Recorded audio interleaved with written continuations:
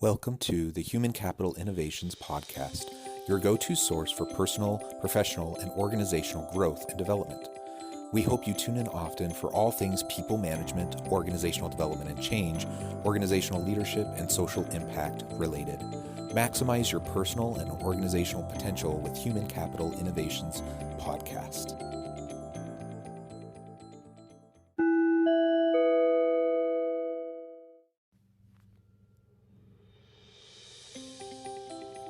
Welcome to the Human Capital Innovations Podcast. In this HCI podcast episode, I talk with Kugell about COVID-19, vaccine mandates, and employment laws affecting employers.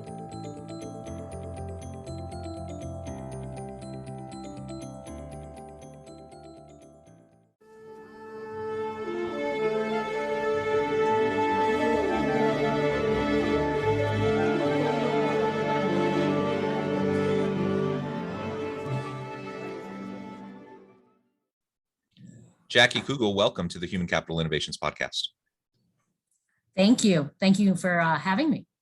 Yeah, I'm super excited to have a conversation with you today. And you come to us with a great background in employment and labor law.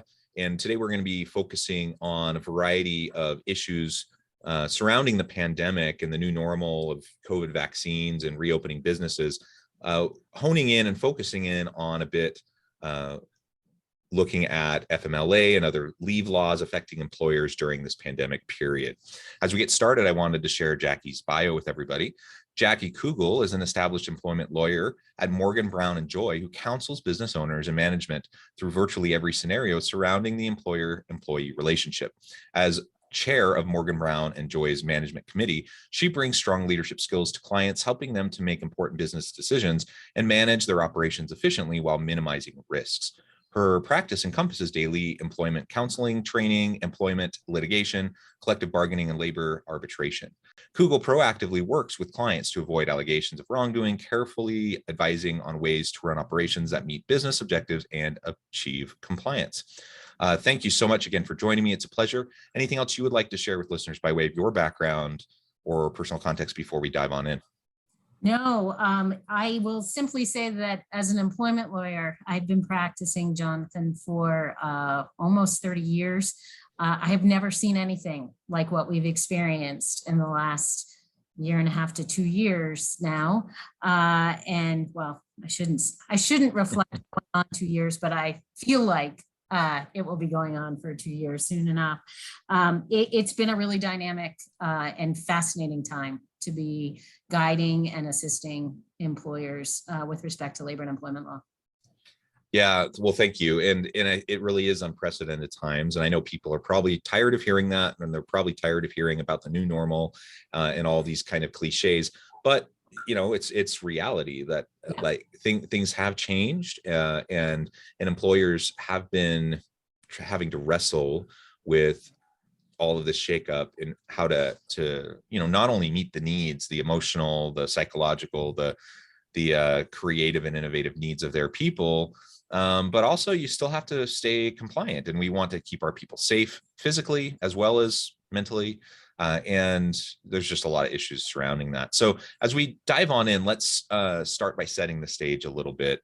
What do you see as some of the biggest challenges facing employers right now during the pandemic in relation to employment and labor law more generally? Sure. Well, one of the things I do think that's really fascinating and really unprecedented, just to continue to use it, but a big challenge is there's been a real big shift in bargaining power, right? I mean, we now have employees to some degree kind of dictating terms of employment in a way that we haven't seen before. I'm talking about things like hybrid work environments and remote work environments. You know, I spent a whole lot of my career talking to employers about, I don't want to say fighting the remote workplace, but sort of saying we really want our folks inside. We think that's important. You know, we'll think about an accommodation for somebody, but we really would like people to work at our workplace, and certainly, you know, with regularity. And now employers are really seeing the change, and you know, the change that has resulted in happily productivity, but an expectation that these changes are going to continue. I think something else that's going on, which I know many employers are dealing with, is this whole need to kind of almost entice people back to work. Again, something we haven't seen before. And we're seeing it in industries that, have been being talked about in a variety of different ways, right? So the retail and the fast food market, we're seeing changes there in compensation to try to drive people back. There was one report that I read not long ago that, we're seeing fast food restaurants with sort of regularity moving to $15 an hour, something that, before the pandemic was kind of being argued and fought about. But we're even seeing bonuses for fast food workers and sort of hourly workers in a way that we haven't seen before. So there's a lot of these changes that I think, in addition to the legal compliance issues, employers are trying to get used to because it's different, and there are different things that we have to be concerned about. Then we have, and I won't keep talking, but I want to answer your questions. But really, I think we thought we were going back to normal, and then the Delta variant has just turned that all on its head. And now we're seeing a lot more discussion of these across the country, of course, as you know, the mandated vaccine, the mandated mask policies, the arguments and the disagreements about that from very personal places entering the work environment. So I'll stop. I will tell you, I spend an awful lot of my time now in the last several months talking about mandated vaccine policies. So that is a big topic of conversation that, 2 years ago, I was not talking to people about. Yeah. Well, thank you. You highlighted a whole bunch of the issues that organizations are facing and wrestling with. And you're absolutely right that in this labor market, it seems that workers have options.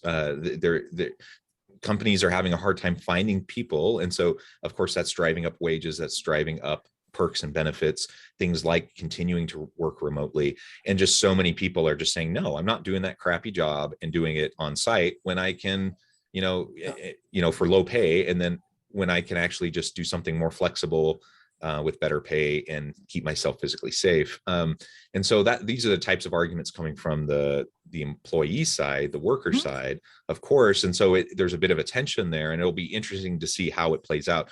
But I think, one thing that we've seen already is that more and more organizations, just labor market pressures are forcing organizations to accommodate and adapt and to provide, more of those types of options. And so I think hybrid work, of course, is something that's been talked a lot about. I think that's going to become more and more typical, more so than it ever was pre-pandemic. The other thing you just raised, which I think is really important to note, is the COVID vaccine mandates and or mask mandates in the workplace. And maybe you can speak to that for a moment from a legal framing. What do leaders have to think about and be concerned about in terms of, on the one hand, employee freedoms, right? And freedom of conscience to not get a vaccine, for example, if they feel like strongly against it, versus the expectation that they create a physically safe work environment for everybody. And they don't want everyone coming back to the office when there's a virus running rampant. Yeah. So look, this is the one sentence, right? We're going to mandate vaccines. Seems like it should be okay. That's a simple sentence, and housed within that are an enormity of employment law issues for an employer to think about. And I'll emphasize, particularly a company that is multi-jurisdictional, meaning in various different states, because where you are today, where your business is located, drives the answers to some of the questions you just raised.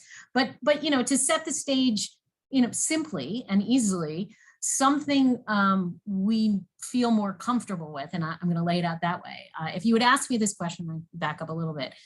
If you would ask me this question late spring, particularly with the EUA approval, April, May timeframe, I would have been cautious. I would have been saying, let's do some incentives, which even, by the way, itself have some legal issues that come along with it. But let's do some incentives. Let's be soft. Let's not mandate.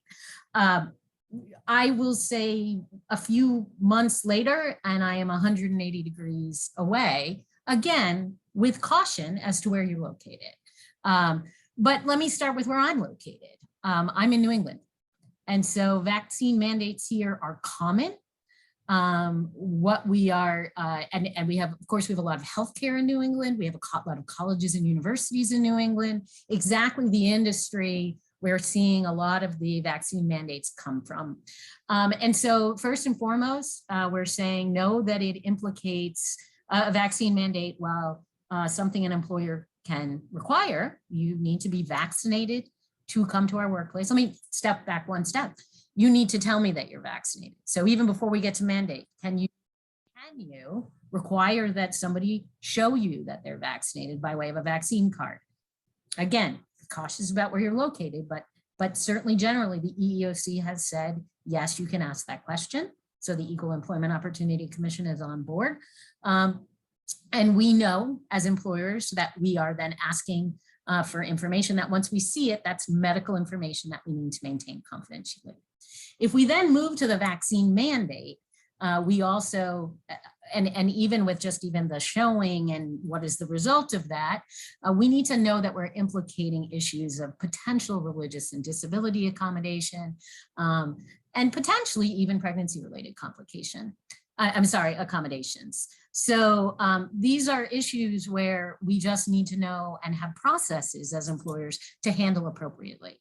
And so that's one of the things, in addition to helping draft the policy. Of course, something that we're putting right in these policies is if you need an exception, if you need an accommodation because of a religious issue, because of a disability issue, or because of a pregnancy issue, here's the process. This is what you do. First and foremost, though, you lay it out there in a confidential way through this process as an employer that requires an interactive dialogue to assess whether or not this exception or accommodation can be provided. And on the religious side, we're going to be evaluating, is it a sincerely held religious belief?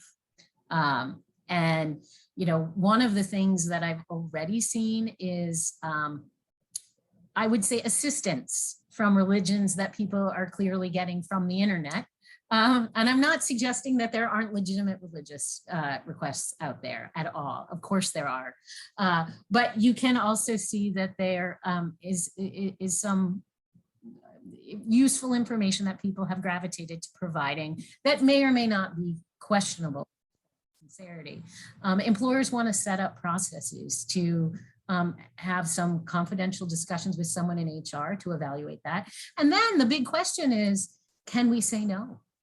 Can we say you have to get vaccinated, or can we say you can't come into this workplace if you're not, as the alternative? And if we say you have to be vaccinated or you don't come into this workplace, do we have a job for you to do then if you can't come into this workplace? These are all tough issues, but frankly, this is just the first issue.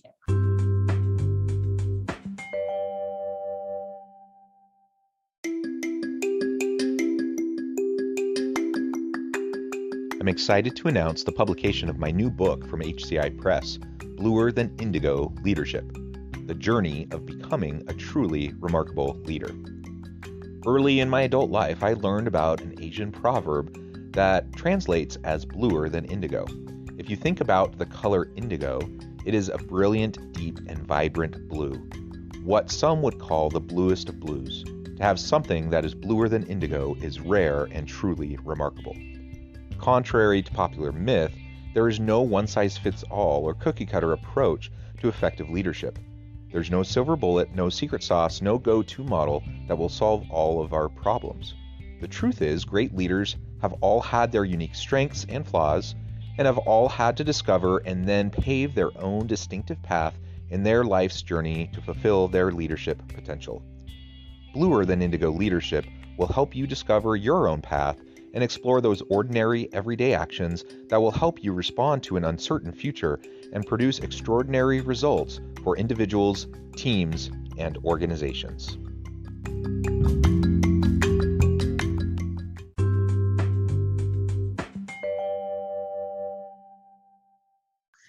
We have a variety of other issues that come from vaccine mandates. There's been some discussion already as to whether or not this neutral policy of requiring vaccines is going to result in disparate impact discrimination. So thinking about that, then there's the complications of things like wage and hour issues. Are you paying for people to the time to go get that vaccine if you're going to mandate that they get it to come to work? Are you paying them for time, whether or not there's a state law in place that requires you to pay them for sickness from a vaccine? Are you paying them for that? What's your decision there? And going back to the first issue, we want to make sure we bring people in because we have these seats to fill. Depending upon where we are in the country, we may be running away employees from our businesses on these seats if we're having these vaccine mandates. Top that off with, Montana has a law now that your vaccination status is a protected characteristic and can't be used against you in employment. So it's really, sort of take a simple topic while I hate selling that you need to talk to your employment lawyer, which of course I don't, it really is one that's fraught with a variety of employment law issues. But it's real time, real stuff. And we are sinking our teeth into these issues and saying at some points, we're not really sure, but these are our best guesses looking at things like flu vaccinations and refusals of that in the past, those kinds of things. Yeah, excellent. You laid out a bunch of really important issues. And of course, part of the complication of all of this is it's just real-time case law, right? So we just have to see how things play out and the types of decisions that are made. And so when you say that we need to be cautious about where we're at, a part of that is because, you look at existing precedents that might be applicable, but we don't actually know how the courts are going to land on these issues at this point in time. So all of that just increases the complication level. Excellent. So you laid out many important issues. The other thing I wanted to touch on then is all of the leave stuff associated with the pandemic. So we have FMLA, we have other types of leave policies and laws that are out there that affect employers and employees, of course. Can you lay out some of the latest on that, what we're seeing in existing cases and how organizations are using their leave policies within the pandemic context? Sure. So, I can't, we had a leave platform before, right? Pre-pandemic, we were already talking about, of course, the federal FMLA that provides leave to employees of employers of 50 or more in a 75-mile radius. And that was 12 weeks of unpaid job protected leave. We already had that. And early on, we knew that COVID, for example, wasn't automatically a serious health condition covered by the FMLA. The Department of Labor came out fairly early and said it could be a serious health condition, but it's got to meet the definition. Meets the definition, somebody's going to have FMLA rights. If it doesn't hit the definition, you don't have leave rights under the FMLA.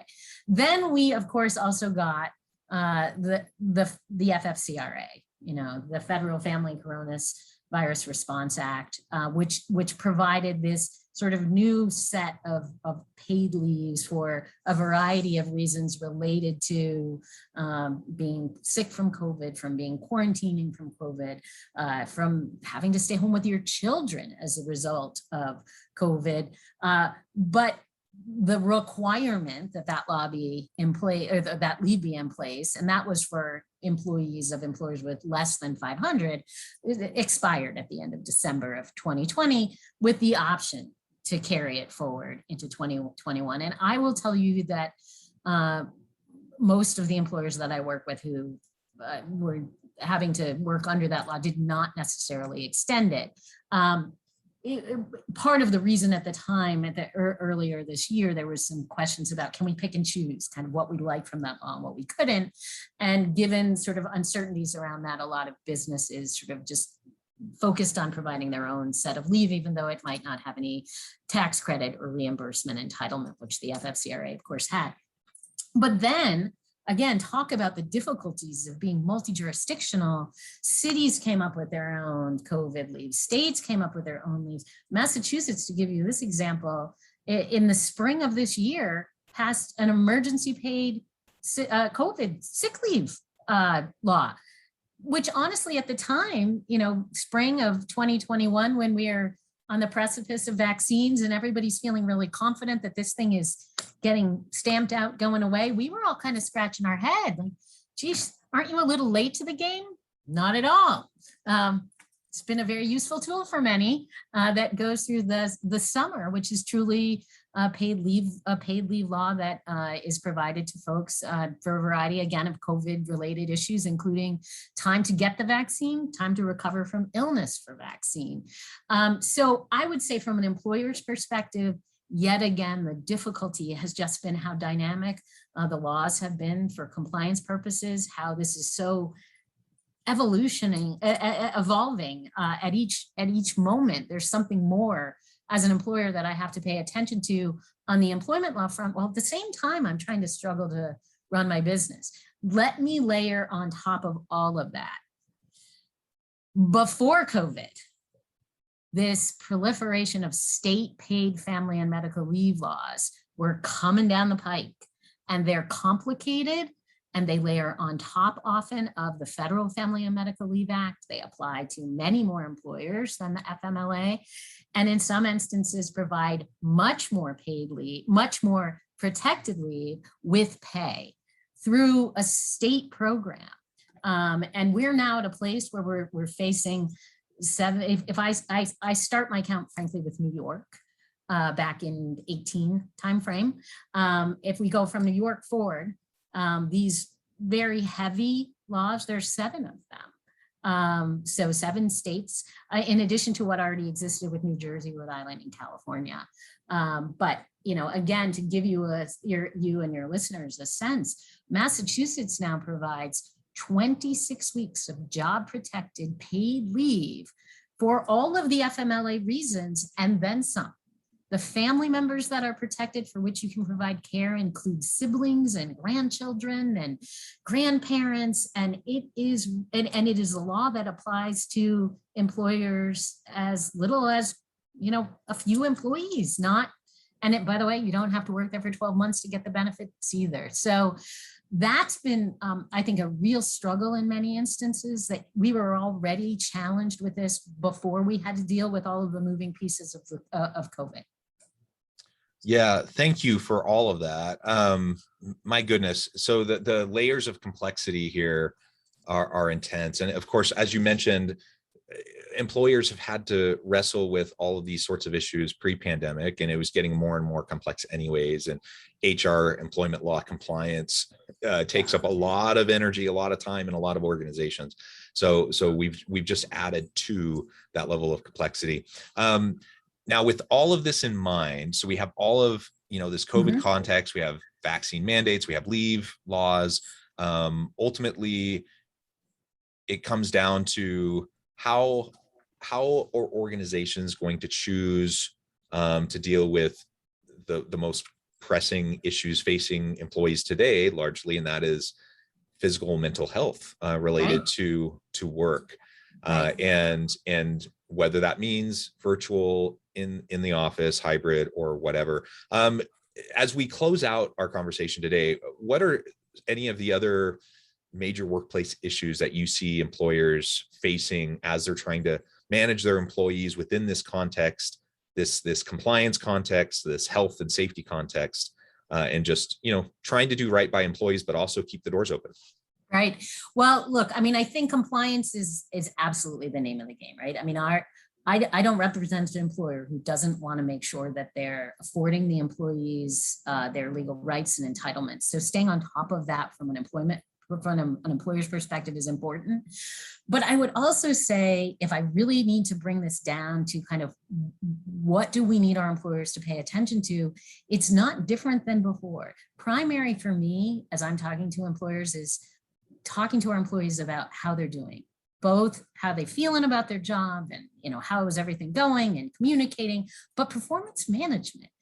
You know, in all of this, we've kind of lost sometimes this real need to make sure our employees are both doing well and understand expectations. And, you know, a whole lot of, and I'm not going to say, you know, doing well at your job cures all ails, but certainly if you're feeling down and you're feeling blue, but you're hearing from your boss that you're doing a good job, that's a real positive stroke that helps.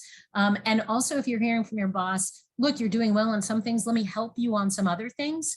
Again, really useful for that continuity in terms of the employment relationship. The distance has cost some of this performance management. We're not with our employees every day. We're not watching what they're doing every day. And so unfortunately, we're getting to these places where we're silent, and then we're at much more tense places with our employees. And that fuels this anxiety, that fuels the difficulty in employment. It's a bad look for the other employees if they learn that somebody who they thought was doing just fine suddenly is gone. Not to mention that the lack of performance management, from my perspective, in managing litigation is really hard. If I'm going to defend an employer, but there's no performance management to speak of, it becomes a little bit more difficult if we're saying the reason we let this person go was for performance. So I do think actually the full circle in all of this is, there's a lot of new and a lot of important stuff to pay attention to, but some of the old basics, the old standbys are more important than ever.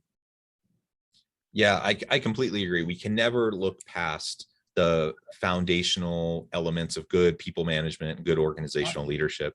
And a lot of it's just not rocket science. I mean, legal compliance is complex. There's plenty of complexity. There's plenty of strategic complexity here.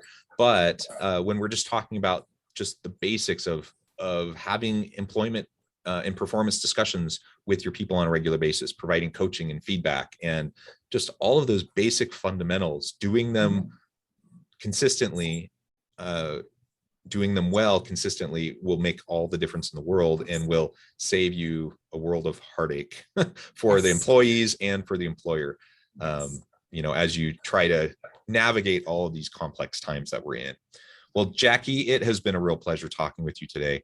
I really appreciate all of your insights. Before we wrap up, I wanted to give you a chance to share with listeners how they can get connected with you, find out more about your firm and the work that you do, and then give us the final word on the topic for today.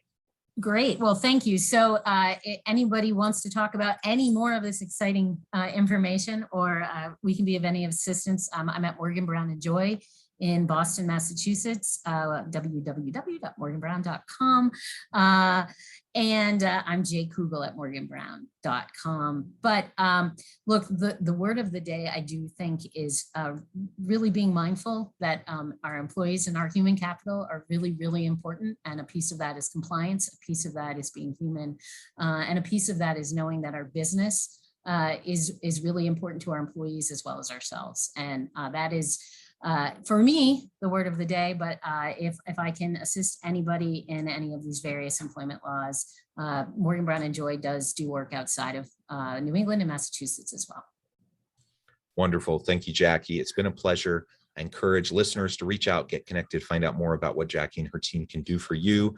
And as always, I hope everyone can stay healthy and safe, that you can find meaning and purpose at work each and every day. And I hope you all have a great week.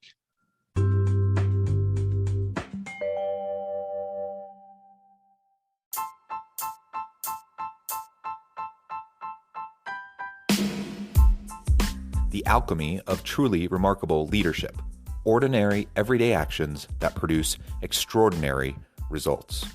Consider how the nature of work has shifted over the past 50 years. With increased globalization, rapid technological advancement, and the shift in economic composition, the average job of today looks very different than the average job of 50 years ago. What will the jobs and organizations of tomorrow look like? Moreover, what does this all mean for organizational leaders? What are the core competencies and capabilities of organizations and their leadership that are prepared for continued disruption and geopolitical and socioeconomic shifts? Regardless of what the future holds, increasingly, leaders need to be socially minded, data-driven, decisive, champions of talent, and disruptors of the traditional notions of leadership, teams, organizations, and work. The alchemy of truly remarkable leadership will help you to explore your own leadership competencies and capabilities and consider ways to apply and implement them into your workplace and personal life.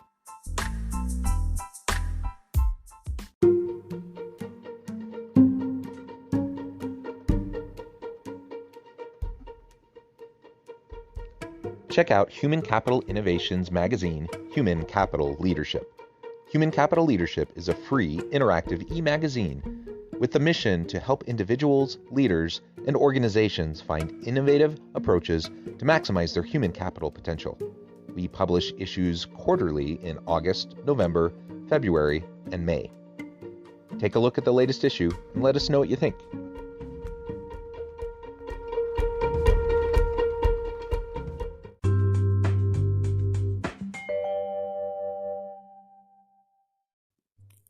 Thanks again for joining us for this episode of the Human Capital Innovations Podcast. I hope you stay healthy and safe and that you have a great week.